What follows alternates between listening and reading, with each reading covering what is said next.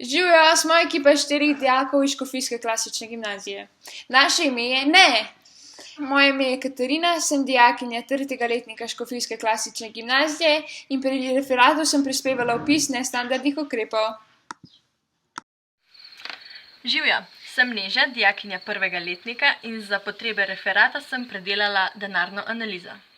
Jaz sem Aleks, jaz sem dijak 3. letnika Škofijske klasične gimnazije in v naši skupini sem odgovoren za pisanje ekonomske analize. Živjo, jaz sem Lenart, sem dijak 3. letnika Škofijske klasične gimnazije in jaz sem prispeval splošni uvod in pomagal pri ekonomski analizi. Verjetno pa vas tudi zanima, kako smo prišli do imena skupine Ne.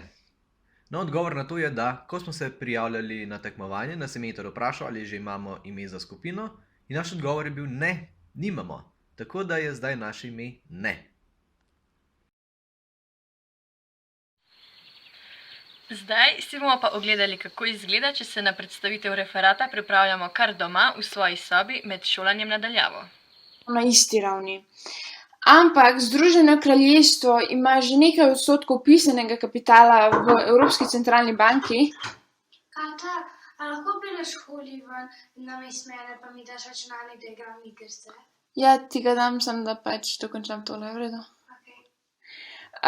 Kje sem ostala, odstotkov pisanega kapitalama, katerega ne bi bilo odplačanega le majhen procent.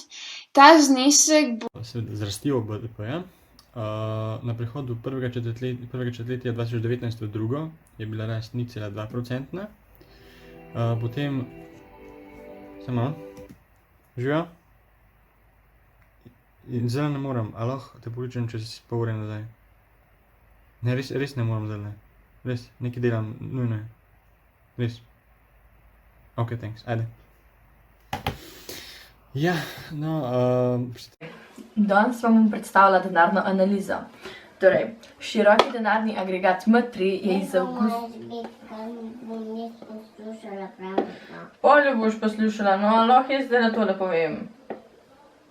Proštej do 60.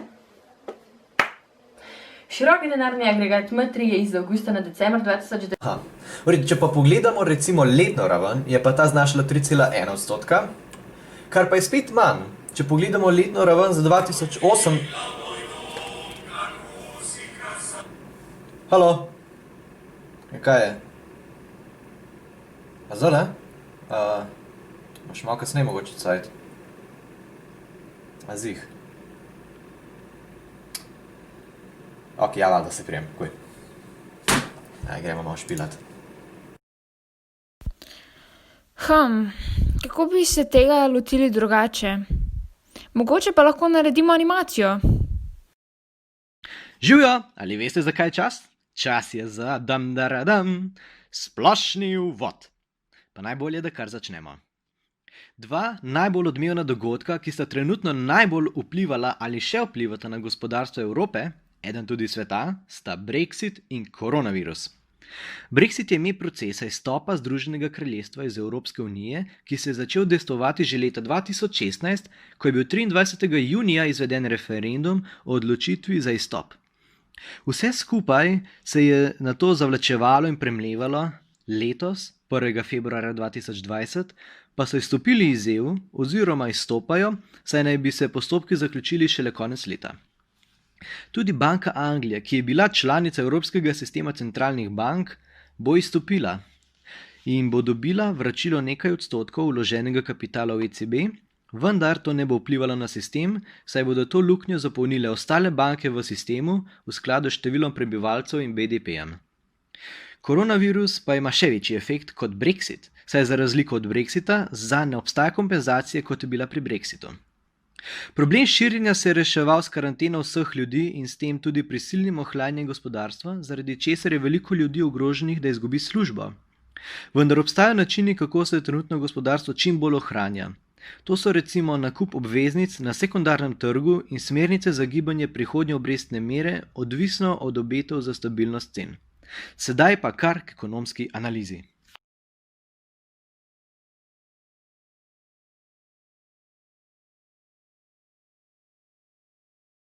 Živjo, spet Lenart tukaj.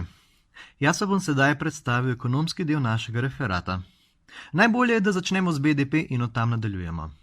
Kot lahko vidimo na podatkih, se je BDP v letu 2019 zviševal, v zadnjem delu leta pa je padal, kar je posledica Brexita. Tukaj pa imamo tudi letno rast BDP v letu 2019, ki v primerjavi z letom 2018 manjša, vzrok pa je spet Brexit.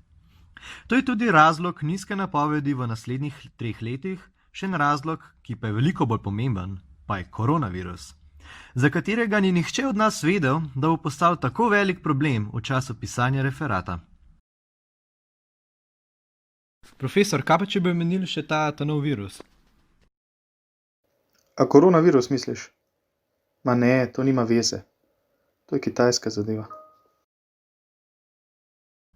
Aktualno politično dogajanje pa je prizadelo najbolj predelovalni sektor, ki sedaj upočasnjuje rast BDP, kar pa je po besedah predsednice ECB, Christine Lagarde, dobro, saj se s tem gospodarstvo ohlaja in stabilizira. Vendar sta še vedno potrebni skrb in previdnost. Zato poudarja ohranjanje fleksibilnosti inštrumentov ECB za prilagajanje inflacije ter še nadaljnje izvajanje nakupa vrednostnih papirjev na mesečni ravni 20 milijard evrov, ki pa se bodo nadaljevala tako dolgo, kot bo potrebno, da se ukrepi spodbojevalni učinek obrestnih mer, vendar da se ta ne bo zvišala.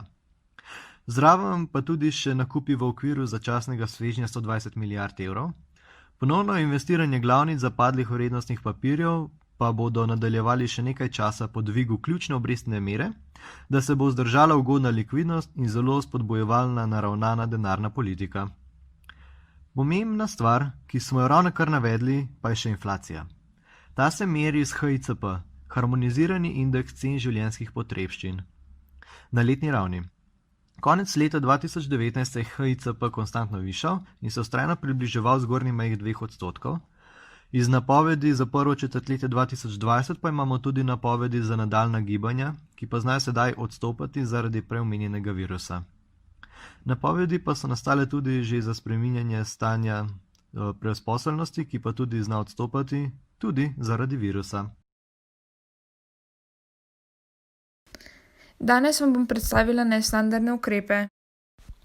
V času finančne krize je Evrosistem sprejel eno najpomembnejših odločitev za omejevanje finančne krize na področju z operacijami dolgoročnejšega refinanciranja in s tem je uvedel tudi več nestandardnih ukrepov, podaljšal je ročnost dolgoročnejših operacij in uvedel tudi polno dodelitev po fiksni obrestni meri. Evrosistem tako v določeni meri res stabilizira razmere na finančnih trgih, vendar so učinki bolj kot ne kratkoročni. Letos se je zgodila epidemija koronavirusa. Svet Evropske centralne banke je 7. aprila sklenil, da začasno dovoli razširitev okvirov dodatnih kreditnih zahtevkov oziroma ACC z možnostjo, da nacionalne centralne banke vključijo s tem posojila javnega sektorja, ki je povezan s koronavirusom, podjetjem, samozaposlenim posameznikom in gospodinjstvom. Tudi 10 nacionalnih centralnih bank uporablja kreditne operacije evrosistema za zavarovanje in posojila glede COVID-19. Mnoge članice evroobmočja so za pomoč njihovemu gospodarstvu naredili tudi različne jamstvene sheme. Živja, zdajle vam bom na kratko predstavila denarno analizo. Najprej si poglejmo podatke. Široki denarni agregat M3 je avgusta leta 2019 znašal 5,8%. Decembra je padel za 0,8 odstotne točke, marca pa je v primerjavi z decembrom zrasel za 2,5 odstotne točke. Rast širokega denarja odraža ustvarjanje bančnih kreditov zasebnemu sektorju. Medletna rast posojil gospodinjstvom je novembra leta 2019 znašala 3,5%, marca letos pa 3,4%. Medletna rast posojil nefinančnim družbam je oktobra leta 2019 znašala 3,8%, marca letos pa že 5,4%. V prvem četrtletju letošnjega leta smo bili priča skokovitemu porastu povpraševanja po posojilih in črpanju kreditnih linij strani podjetij za zadovoljitev likvidnostnih potreb za obratni kapital. Po drugi strani pa je upadlo povpraševanje po financiranju za naložbe v osnovna sredstva. To bi bilo od denarne analize vse. Dovolite, Da za na konec na kratko povzamem še naša glavna spoznanja v nekaj točkah. Svetovna pandemija se je še nekaj mesecev nazaj zdela oddaljena stvar, sedaj pa vidimo, da je v mnogočem spremenila naš način življenja. Tudi za nas dijake se je spremenil način šolanja. Tale predstavitev, na primer, je drugačna, kot bi lahko bila. Še bolj daljnosežne posledice pa bo kriza imela na gospodarstvo in bo oziroma je že vplivala na odločitve o denarni politiki. Zato smo v našem referatu, kjer smo opozorili predvsem na izziv Brexita, sedaj močno poudarili še spremenjene ekonomske in monetarne razmere ob nastopu pandemije. Predvsem velja izpostaviti nestandardne ukrepe, ki jih je svet ECB uvedel ravno z namenom blaženja negativnih posledic izrednih razmer za gospodarstvo. Te v splošnem zajemanju povečanje nakupov vrednostnih papirjev v okviru začasnega svežnja 120 milijard evrov, ter novo serijo izrednih neciljno usmerjenih operacij dolgoročnejšega refinanciranja ob pandemiji. Posebej bi rad izpostavil tudi gibanja posojil, medtem ko so se podjetjem povečala zaradi zagotavljanja likvidnostnih potreb, je rast posojil gospodinjstvom še potrebno okrepiti, če želimo ponovno oživiti potrošnjo in na primer nakupe stanovanj. Hkrati pa bodo morale tudi države članice evroobmočja spodbuditi strukturne reforme in druge ukrepe za krepitev gospodarstva in spodbujanje potrošnje. V našem referatu smo po navzkrižni primerjavi ocenili, da bo svet Evropske centralne banke še nadalje pustil obrestno mero za operacije glavnega refinanciranja na 0%, saj smo menili, da bo trajalo še nekaj časa, da se inflacija ustrezno približa želeni meji okrog, a ne več kot 2%. V sedanjih razmerah, ko je predvidena letna inflacija za maj 2020 komaj 0,1%, je nujno, da mora biti denarna politika zelo spodbujevalno naravnana.